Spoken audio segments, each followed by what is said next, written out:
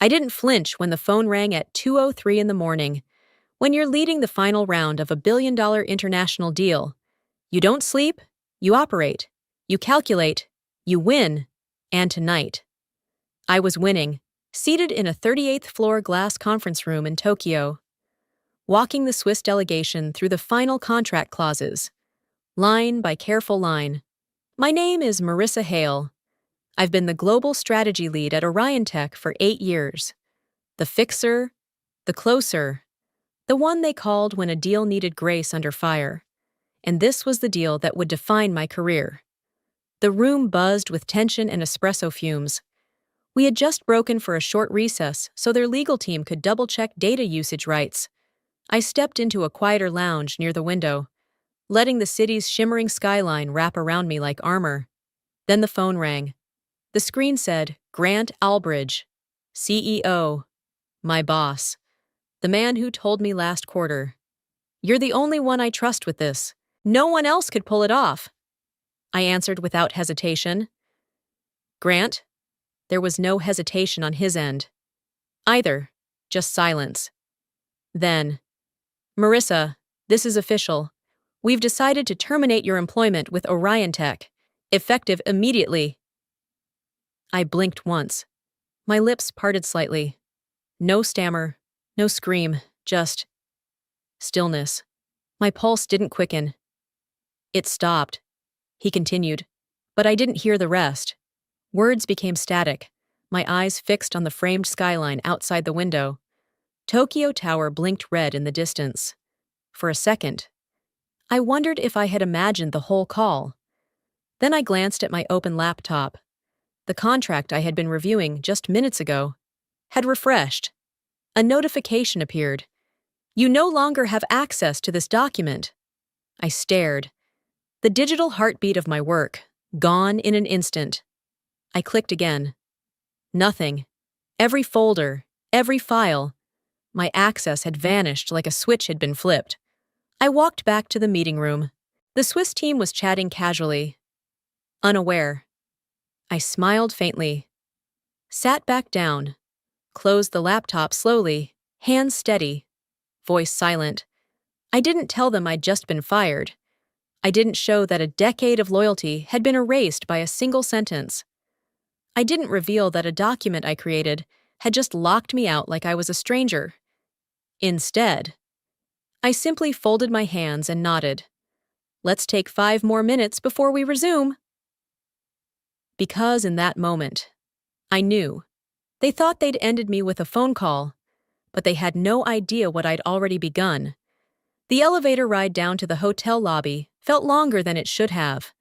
My body moved on autopilot, each floor marking a surreal descent back into a world where everything had suddenly unraveled. I didn't feel panic yet. Not quite. It was something colder than that. A strange numbness laced with the growing sting of disbelief. By the time I reached my suite, Tokyo had turned ghostly. The neon lights outside still pulsed, but they felt distant, like I was watching the city through a pane of frosted glass. I set my laptop on the desk and logged back into Orion Tech's secure portal. Or, at least, I tried. My corporate credentials were still valid, but I could no longer see any of the folders I'd spent the last 9 months building. The Global Contracts Directory, the one that housed everything related to the Swiss deal, was gone. My inbox had only 3 unread emails. Oddly blank. Too quiet. I refreshed again. Still nothing. A chill crept up my spine as I opened my archived threads manually, searching for the usual back and forth between legal, finance, and strategy leads. But something was off. The entire email chain regarding the updated agreement with the Swiss partners was missing my name.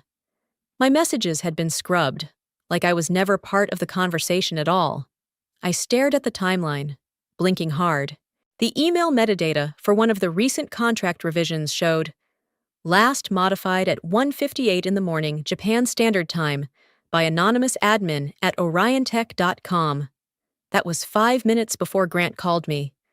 I sat back, the breath catching in my throat. Someone had planned this, not in a reactive panic, but deliberately, with precision, like a surgeon cutting out a single organ from a living body. Except I was the organ, and I hadn't even felt the knife going in. On the dresser sat a ceramic coffee mug with the Orion Tech logo, a gift from last year's executive summit. I had kept it with me through every overseas trip, even Tokyo. For excellence in global strategy, it read. My hand closed around it before I even realized what I was doing. I stared at the words for a second longer. Then I hurled it against the hotel wall. It shattered instantly, ceramic shards scattering across the floor like pieces of a name no one wanted to say aloud anymore. Still trembling, I reopened the document repository through a secondary access point. One only senior leads had. There it was, a version of the Swiss agreement I hadn't seen before. This one had a new clause buried in section 6.3. In the event of executive removal or absence, liability and attribution shall transfer to secondary signatories, effective retroactively. They called it a disappearance clause, and it bore my signature, except I had never signed it. The style was close, but I'd spent years perfecting the clean loop on the M in my name. This one dipped too shallow. It was a forgery, a damn good one, but forged nonetheless. That was when confusion turned to something more dangerous. Certainty. They hadn't just removed me. They'd rewritten the story without me. And now, I needed to find out how far that rewrite went. The next morning, sunlight slid across the hotel room like nothing had happened. But everything had. The silence in my chest wasn't just shock anymore. It had begun to rot into something darker. Betrayal sits heavy when it's fresh, but it gets heavier when you start remembering all the little signs you missed, or worse, ignored. I sat at the desk, half staring at the broken ceramic mug I hadn't cleaned up. Around it lay a scatter of shattered promises, white and sharp against the dark carpet. My laptop glowed softly, but I couldn't look at it just yet. Not before my mind pulled me back to that dinner. 3 weeks earlier. It was the executive welcome gala in San Francisco, one of those candlelit, expensive evenings filled with rare wine, awkward small talk, and speeches that tried too hard to sound sincere. The deal with the Swiss conglomerate had just cleared its preliminary round. We were celebrating momentum. I remember the moment too clearly now. Grant stood at the head of the table, holding his glass up, his voice carried with the casual authority of someone who knew he didn't need to shout to be heard. I want to take a moment, he said, scanning the long table lined with department heads and board members, to recognize the person who made all this possible. He looked at me with that politician's smile, the one I used to think meant respect. Marissa isn't just good, she's essential. No one else could have navigated the cultural politics, the regulatory blocks, the sheer scale of this project. She's not just our best negotiator, she's irreplaceable. There was applause. I smiled, embarrassed but proud. I remember my hands tightening slightly around my wine glass, almost as if I needed something to anchor me in that moment. For a second, I believed it. I believed he meant it. But now I knew it had been rehearsed. Weaponized flattery. A performance to make me feel safe while he was quietly digging the grave behind me. What cut deepest wasn't that he lied. It was that I let it land. That I had let my guard down and allowed myself to feel seen that night. After the applause faded and the desserts were cleared, I had stepped into the hallway to take a call.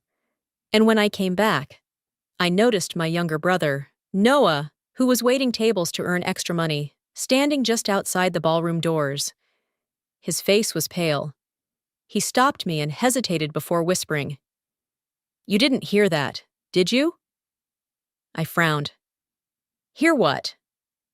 He hesitated again, then said under his breath, "I was clearing the wine glasses near the end of the table. Grant and the CFO, Riley, they were talking. Riley asked what happens to the lead after the deal closes, and Grant said. He looked down.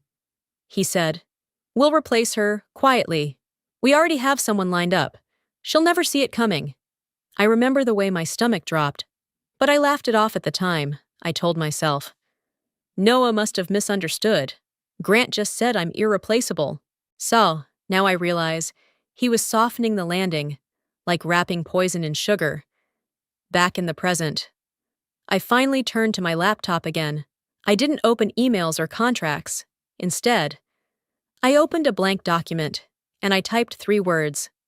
He planned it. I stared at the blinking cursor. It mocked me. Every letter on that screen felt like a bruise I hadn't noticed until now. The hurt ran deeper than the firing. It was the betrayal layered beneath the praise. The knowledge that someone looked me in the eye, called me invaluable, and walked away sharpening the knife. I wasn't irreplaceable. I was replaceable, after use. But if Grant thought I'd just disappear quietly, he had no idea who he'd just cut loose. There's a kind of clarity that only comes after betrayal. The kind that doesn't shout, it sharpens. After the lie, after the hollow praise, and after the silence. What filled the void inside me wasn't panic anymore, it was precision, and I knew exactly where to aim it first. At Orion Tech, every major contract edit leaves a digital footprint, timestamps, logins, IP addresses, even keystroke metadata. But those trails don't reveal themselves willingly. You have to know where to look. More importantly, you have to know who to ask. So I turned to the one person still inside the machine who hadn't lost her soul to it. Ava Langford. She wasn't just my closest friend. She was also the company's deputy director of legal affairs. Sharp mind, clean record, and loyalty forged not in trust, but in truth. I messaged her through our private channel, one we created back when we handled crisis reviews in the Geneva deal. It ran through an encrypted proxy. Only 2 people had the key. Ava, I need eyes on 3 files. Swiss deal, global contracts folder. Quietly, especially signature history. Can you check who touched them and when? Something's wrong. Her reply came in less than 10 minutes. Give me an hour. I'll ping you through Signal. While I waited, I poured myself tea. I didn't drink it. My hands were too busy trembling. My mind kept replaying Grant's toast. She's irreplaceable. Every syllable of that lie felt like a fingerprint now. His. Exactly 49 minutes later. My phone buzzed. Ava. Signal call encrypted. I answered immediately. Her voice was lower than usual. Marissa, there's something you need to see. I'm sending it now, but brace yourself. The email hit my inbox. 3 files, 1 screenshot, 1 voice memo, and 1 name on the access logs I didn't expect to see. Raymond Geller, a junior legal associate, brand new, quiet, always hovering behind Ava in boardroom meetings. I hit play on her voice memo. There are 3 forged files. Someone used a cloned credential. Looks like they mirrored your digital signature from a 2022 NDA doc. It's close, but not exact. The strokes are reversed, especially in the M. Classic forgery mistake. My jaw clenched. One document is titled Executive Signature Delegation, Temporary Override. You're listed as the author, but the signer is Grant. My breath caught. I opened the file. There it was, clean, quiet, effective.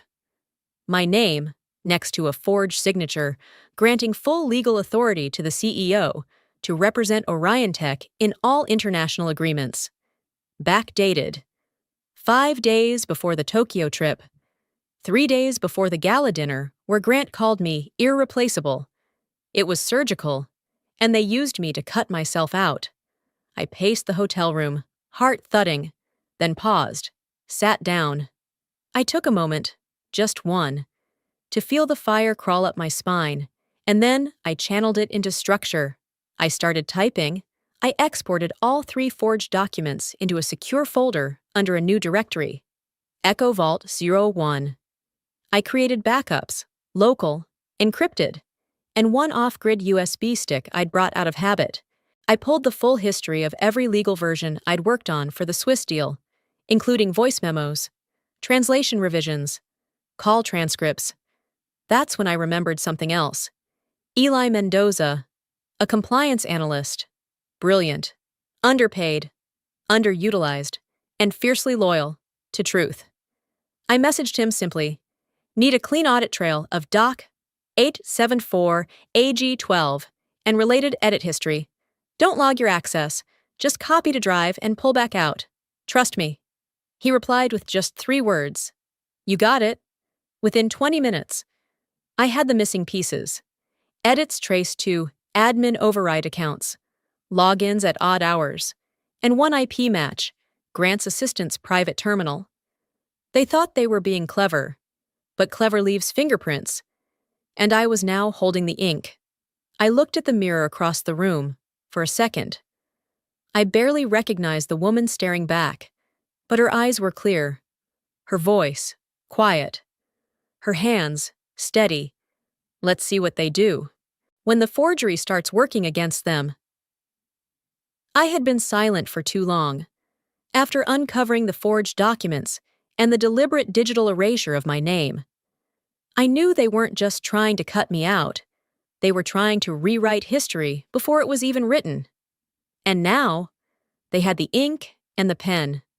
But they forgot one thing. I still had the blueprint.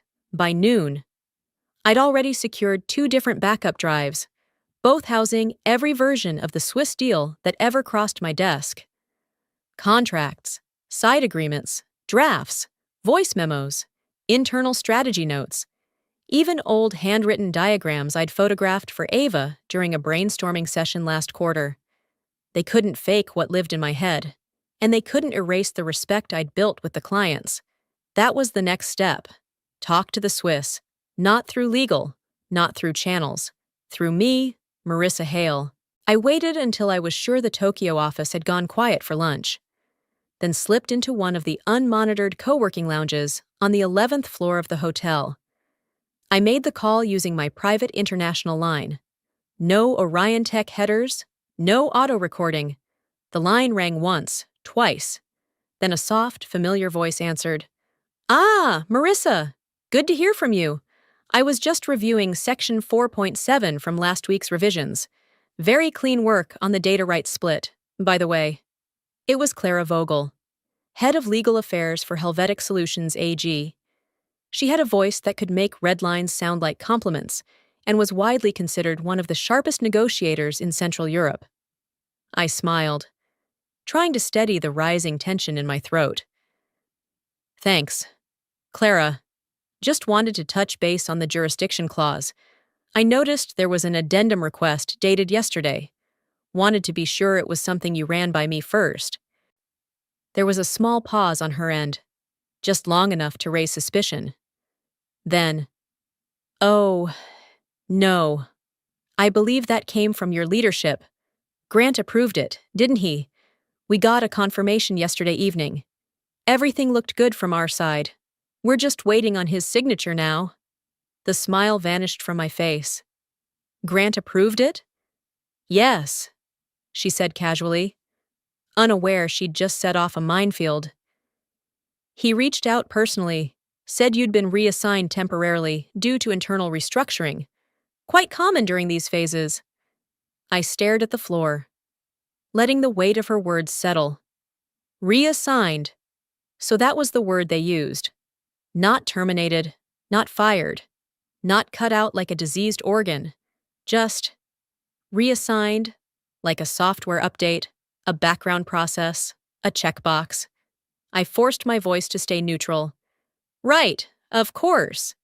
To be honest, Clara added, I was surprised you weren't on the call, but I assumed it was a high-level reshuffling.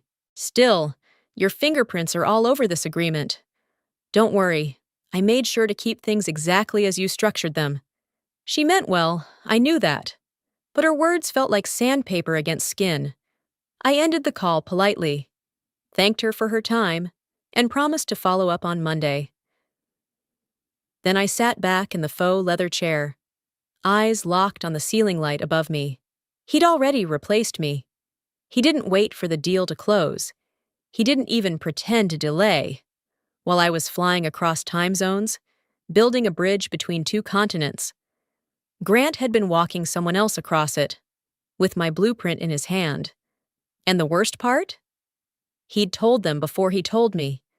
A part of me wanted to scream, to call Clara back and tell her everything, but I didn't. Because fury wasn't useful. Not yet. I pulled out my notebook, the one I carried in every international negotiation. On the inside cover was a post-it I had scribbled months ago. Never react in the moment. Let the silence become your sharpest tool. I circled it in red ink. They thought they'd replaced me. They didn't realize I was still in the game, just not playing by their rules anymore. I didn't rush. I didn't panic.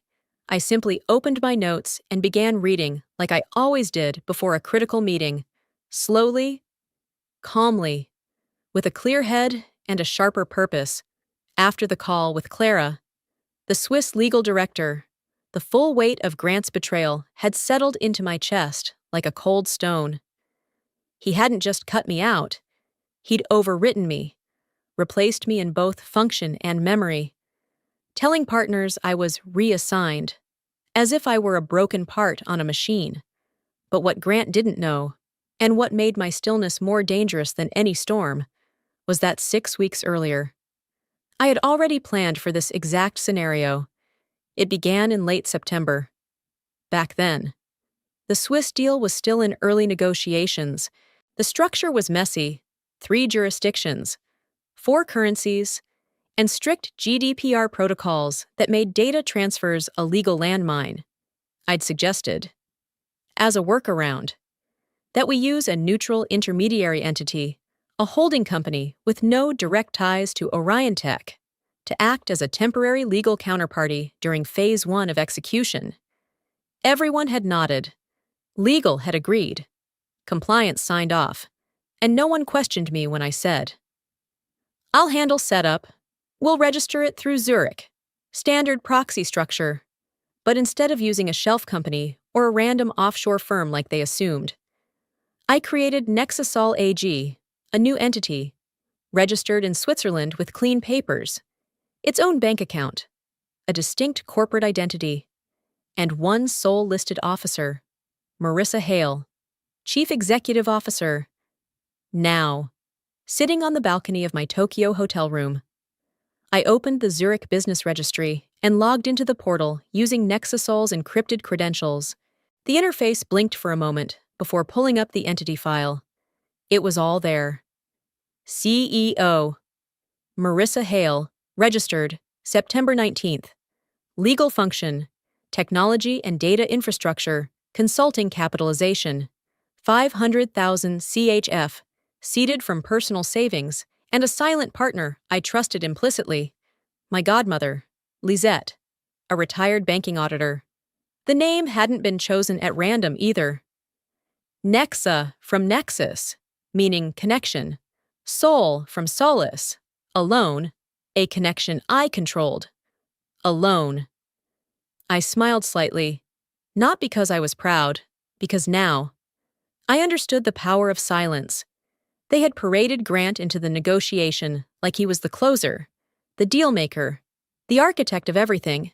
But the documents, the actual legal contracts Clara and her team were finalizing, still listed Nexasol AG as the initial recipient of all joint data, shared access systems, and transitional rights to platform infrastructure. And no one had noticed. Not because I hid it, but because I didn't need to shout it. I pulled up the PDF of the most recent agreement. Section 2.3 read, "All technical assets will be provisionally managed by Nexasol AG, registered in Zurich, until full asset transfer to Orion Tech International is complete," which meant for the next 14 business days, until the final transition protocol kicked in. Nexasol controlled the spine of the deal, and Nexasol was mine. I took a deep breath, then messaged Ava. "Legal just kicked off the transition to Nexasol. Watch what Orion Tech does next. Grant may think he's in charge, but he's negotiating with someone he's already fired. She replied almost instantly. Wait, Nexusol is you? Holy hell! Marissa! I leaned back, the Tokyo breeze pressing gently against my shirt sleeves. Everything they had tried to take was built on a foundation I quietly laid 6 weeks ago. And now, I was no longer a name they erased. I was the name they didn't even know they had handed everything to. Control is never about volume. It's about quiet certainty. The ability to sit in silence while others scramble, because you know something they don't. And I knew everything they didn't. I had built the system from the inside out. Not just the negotiation, not just the technical documentation. I had architected the very infrastructure that the Swiss deal depended on, the secure data environment used to test, demo, and later deploy the cross-border software stack.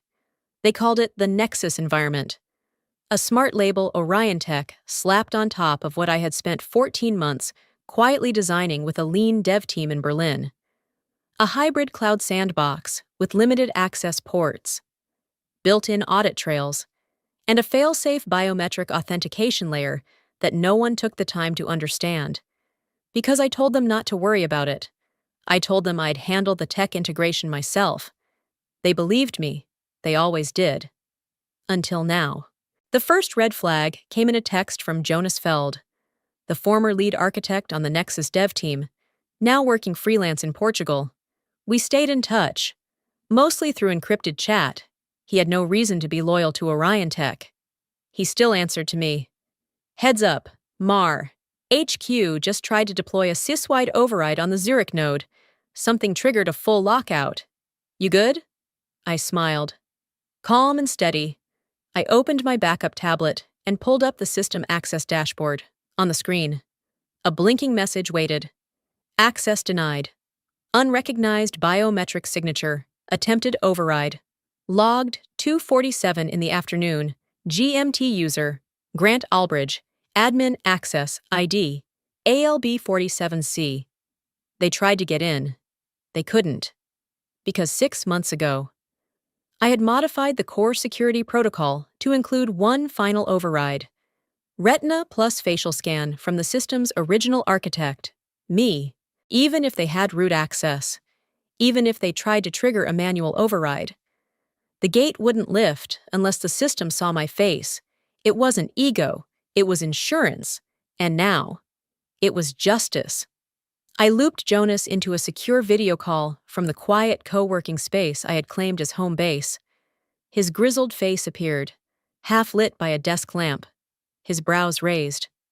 That override attempt came from inside their Frankfurt data center. They must be panicking. Can't move any data. Can't even test run the code without biometric clearance. Perfect, I said. You want me to unlock it? No, I replied. I want them to watch it stay locked, just long enough for their board to start asking questions. He smirked. You always did play long games. This isn't revenge. Jonas, it's a reminder. To who? To everyone who thinks erasing a name is the same as erasing a system. At 4:15 in the afternoon, local time, my phone lit up again. A message from Ava. Internal audit just flagged system failure on the Nexus platform. Grant's spinning a narrative that the codebase was unfinished. But the board's furious. Someone leaked that the facial recognition lock was your design. They're asking why no one else was briefed, I replied, because they didn't care to ask. I leaned back, closing my eyes, for the first time since that midnight call. I felt something I hadn't let myself feel. Stillness. The kind that comes when you're not chasing back control, but holding it. They didn't even know yet that Nexusol AG, the legal entity entitled to that system, was mine. They just knew they couldn't get in. And I wasn't deleting the system. I wasn't crashing it. I wasn't launching a virus or erasing code. I was doing something worse. I was letting it sit, untouched, untouchable, while the clock on the Swiss agreement ticked toward expiration, watching them sweat, watching them scramble, watching them finally understand what it meant to build something you don't actually control. Because in the end, the most devastating key I ever coded wasn't in the system, it was in me. I had waited long enough. Letting them panic over the locked system was only the opening move. But control isn't real unless you wield it. And today, I would. Quietly. Strategically. No raised voice, no dramatic speeches, just the right information, delivered to the right people, at the perfect time. I picked up my phone and dialed a number few at Orion Tech even knew I had. A Zurich-based line I'd only used twice before, both times with care. The assistant on the other end answered in clipped Swiss German, then switched smoothly to English when she recognized the voice I'd used during early stages of the partnership. Nexasol offices. May I help you? Yes. I'm calling on behalf of Nexasol AG. This is Marissa Hale. I'd like to speak directly with the Helvetic Solutions Board liaison.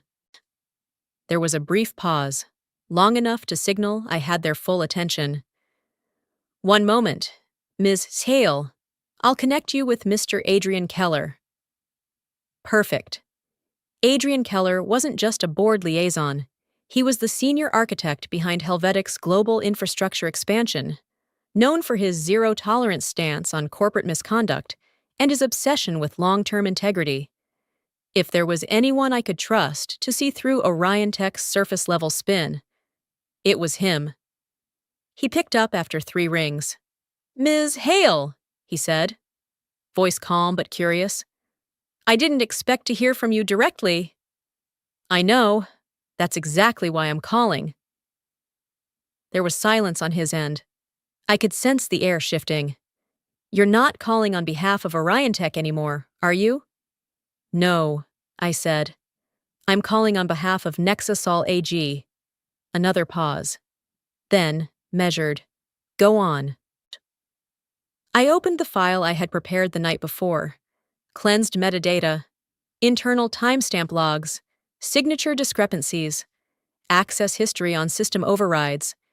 Everything Ava and Eli had quietly helped me compile. I'd like to share some concerns regarding recent developments inside Orion Tech. Specifically, unauthorized contract revisions, forged internal approvals, and a leadership strategy aimed at replacing core project leads without notifying key partners. I didn't need to embellish. The facts were damning enough. I continued. Their CEO, Grant Albridge, attempted to override system access protocols tied to our shared project. He's claiming I was reassigned. In truth, I was terminated with no explanation during an active negotiation with your team. This is extremely serious, Keller said slowly. That's why I'm speaking to you first. I have no interest in damaging the partnership. I helped build it, but you should know exactly who you're about to sign with. He didn't speak for a full 30 seconds. I let the silence stretch. Finally, his tone changed, quieter, more direct. Let me be clear.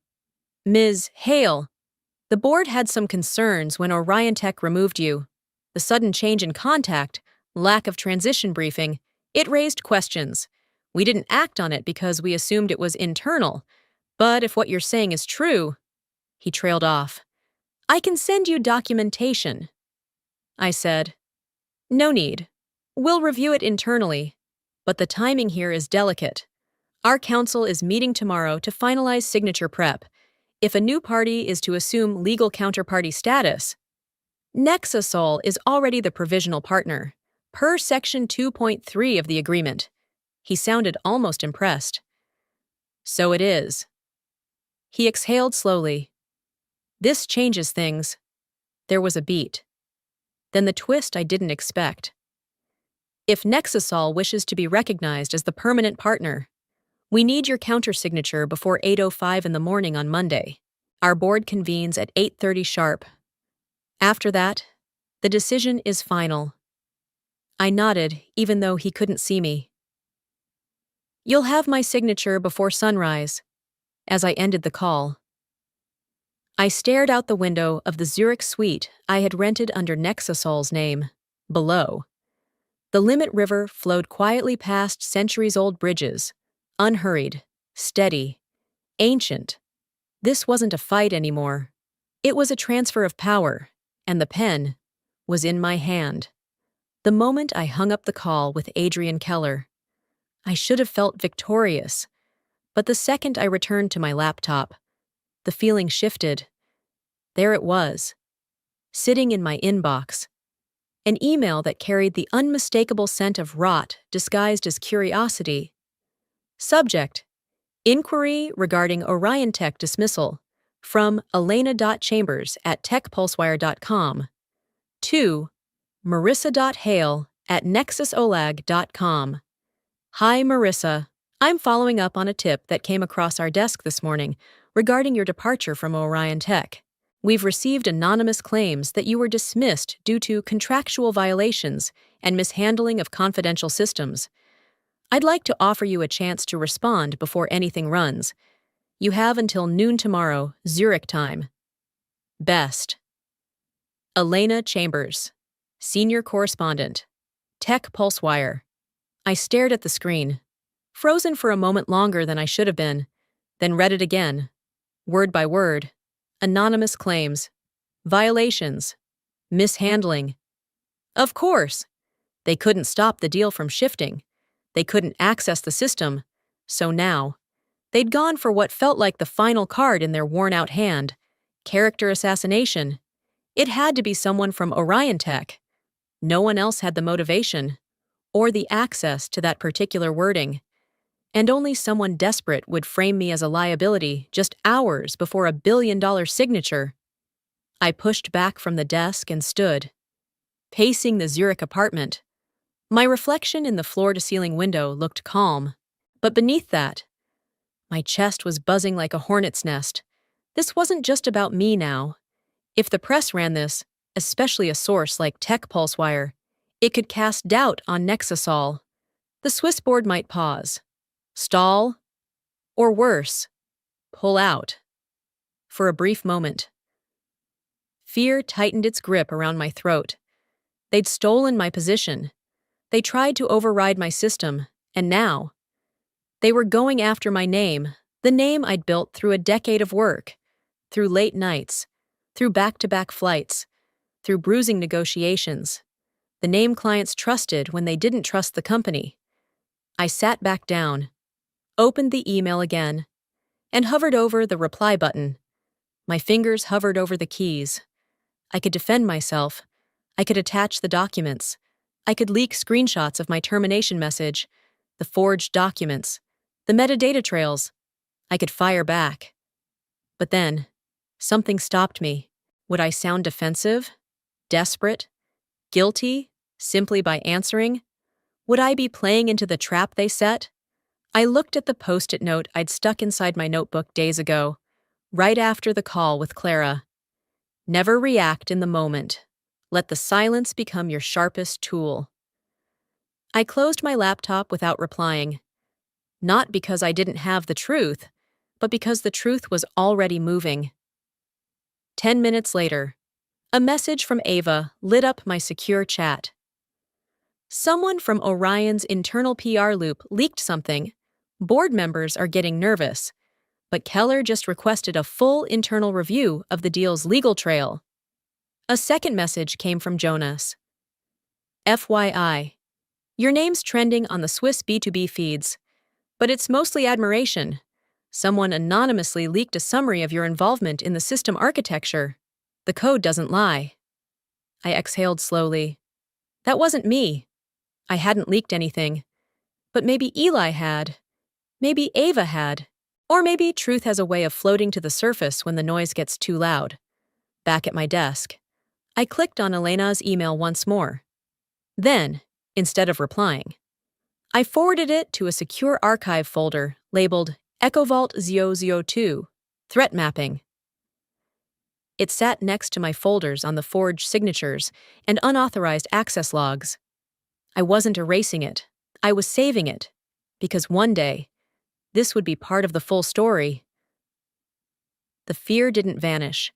It pulsed beneath my ribs like a soft warning. But I didn't let it change my posture. I didn't let it break my rhythm. I let it sharpen me. They wanted a reaction. What they got was silence. The kind of silence that follows the sound of a closing vault. Because when you've taken everything from someone, and they still don't flinch, that's when you should start to worry. The sky over Zurich was just beginning to shift from soft gray to a pale orange glow. It was 5:02 in the morning. Silence wrapped the city like silk, interrupted only by the occasional hum of early trams gliding past the Limit River. Inside the suite, everything was still, except my thoughts. The final contract had arrived 2 hours ago. No delays, no ambiguity, no pending review. Just one line of instruction from Adrian Keller in the cover message. Signed by 6:05 in the morning CET.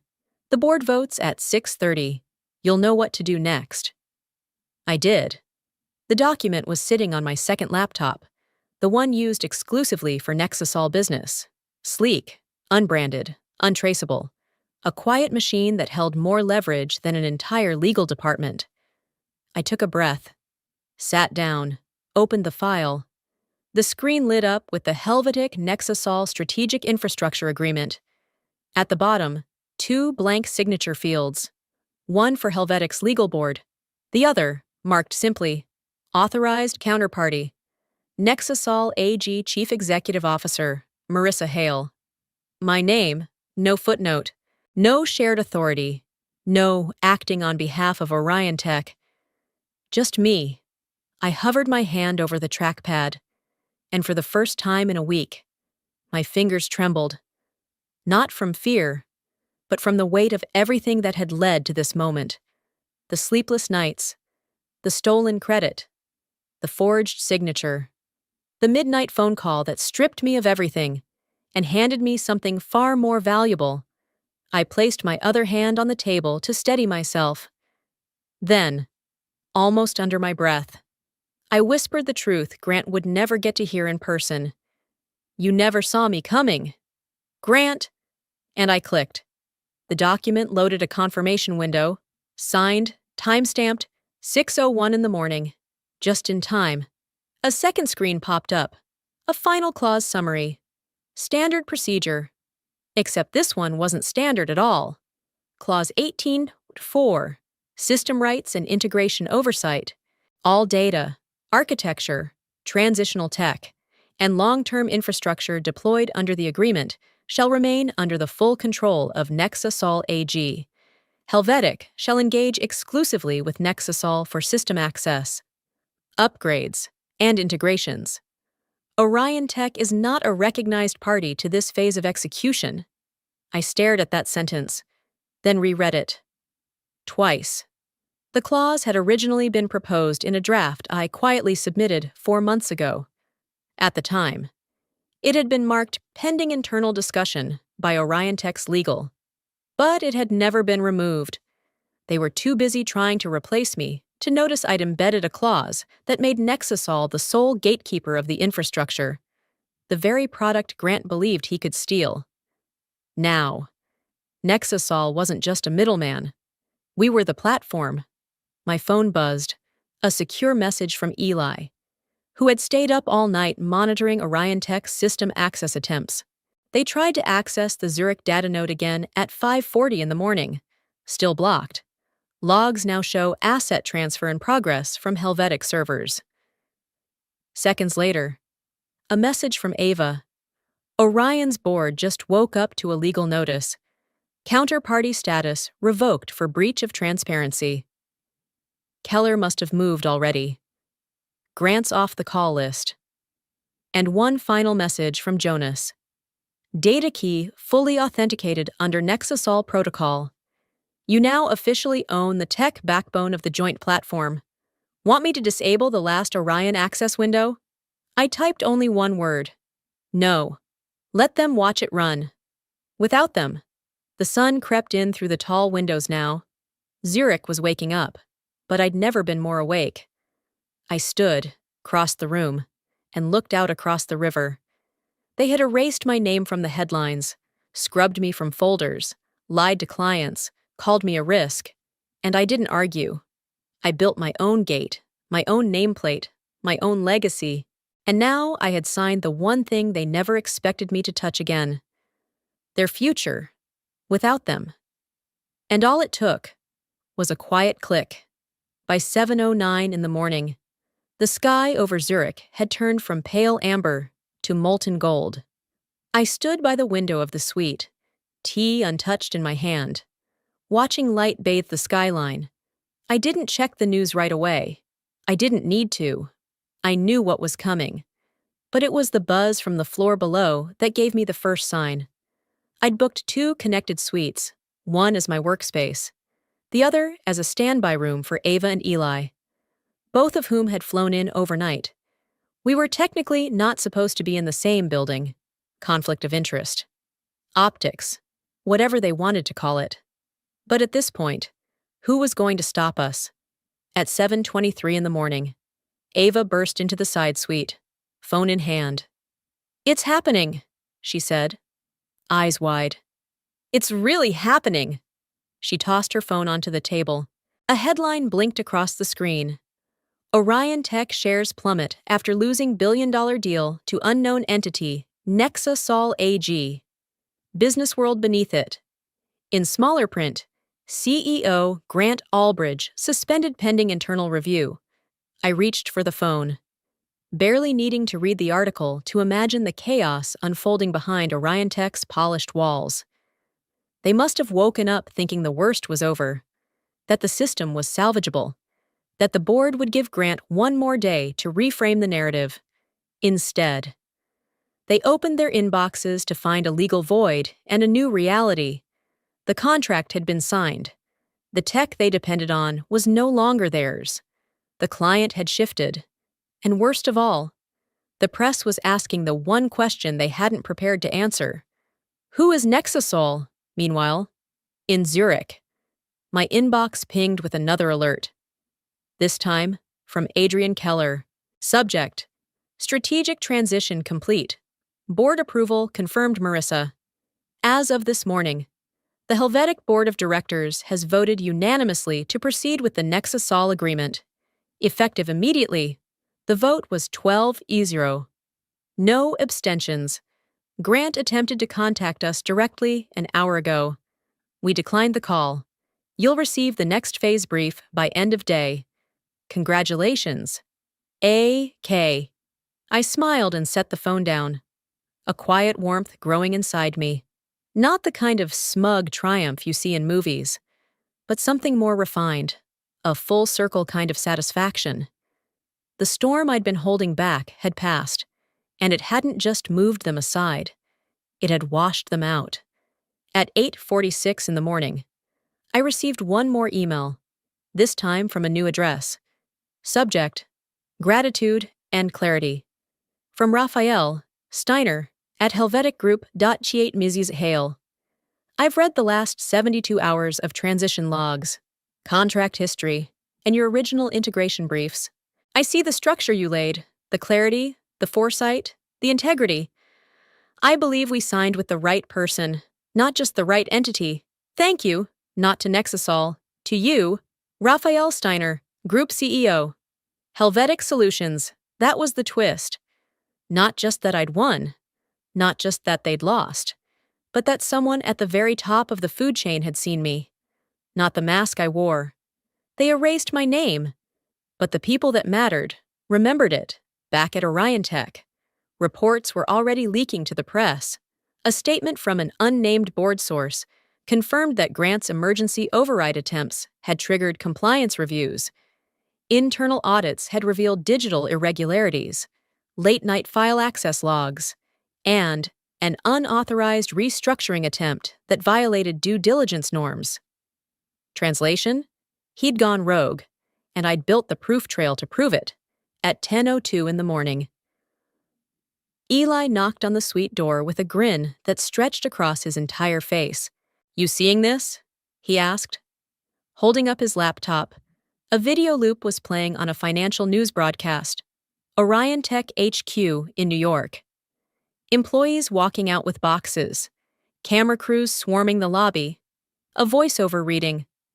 This marks the largest contractual defection in the firm's 21-year history, leaving executives scrambling to contain both legal and reputational fallout. I nodded slowly, almost reverently.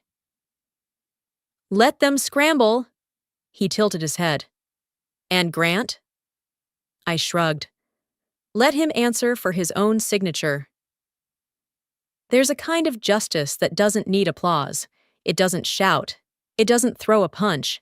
It just stands quietly as the building crumbles and watches the dust settle.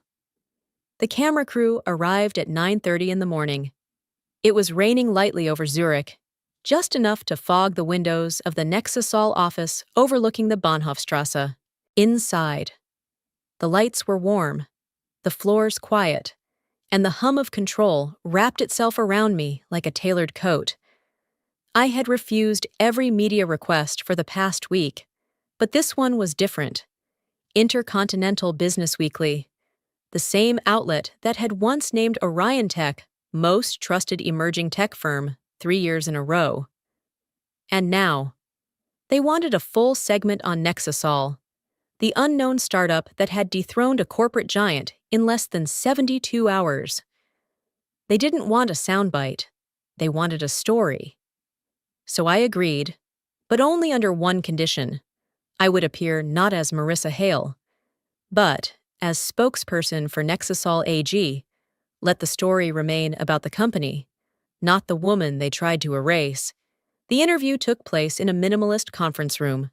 No plaques, no logo walls, just a glass table, a matte black mic, and a single camera lens pointed at my side of the frame. Across from me sat Leah Moreno, a seasoned business journalist with eyes that missed nothing. She greeted me warmly, but I could tell she already knew the real story beneath the headlines.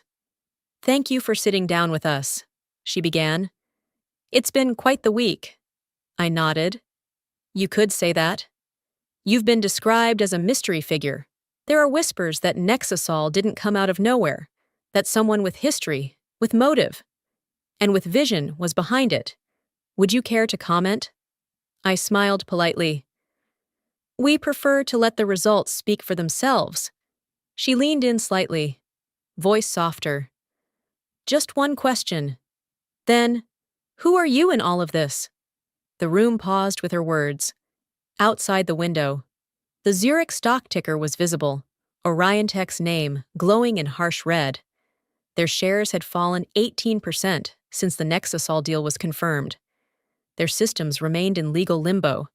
Their CEO was now under formal investigation. And me. I was sitting quietly in the middle of it all. I tilted my head and said, simply, they erased my name, so I wrote it across their biggest failure. She didn't press further. She didn't need to. Some victories are louder when left unsaid. When the interview aired later that night, Ava messaged me. That line? Legendary. It's already being quoted on startup blogs.